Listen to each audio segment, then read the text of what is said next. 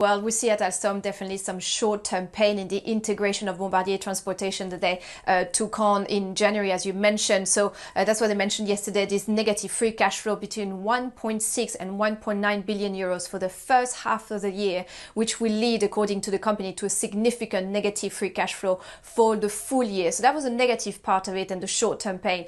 They had some positive news, though, for the medium term. In terms of new provision, there won't be any more provisions on some problematic contracts.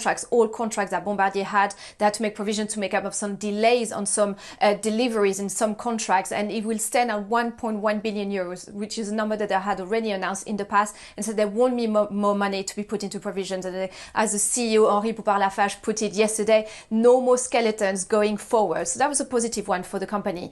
They say also that they booked in about 6 billion euros in orders for the first half of the year. That was against a forecast of something closer to 4.5 billion euros, and they say that some of the commercial successes that they had is because they had this tie-up in place, and that they wouldn't have had them without combining the two companies. They also mentioned that they see some potential upside from the Biden infrastructure plan, as well as some of the stimulus packages that we see in Europe, and of course the green agenda being pushing for some lower carbon transportation. So they hope to benefit from all this in the medium term. Now they hope to complete the integration of Bombardier in 2 to 3 years, with the synergies coming through in 4 to 5 years, and the free positive cash flow, as you mentioned, Steve, in the second half of 2022. So we'll get more details on how the company, where these free cash flow issues come from, and how they hope to improve profitability at Alstom, as it is their capital markets day today. So we'll get more information on this. So some medium-term positive, but short-term pain definitely on the free cash flow front. And we see this impacting the Alstom shares on the French market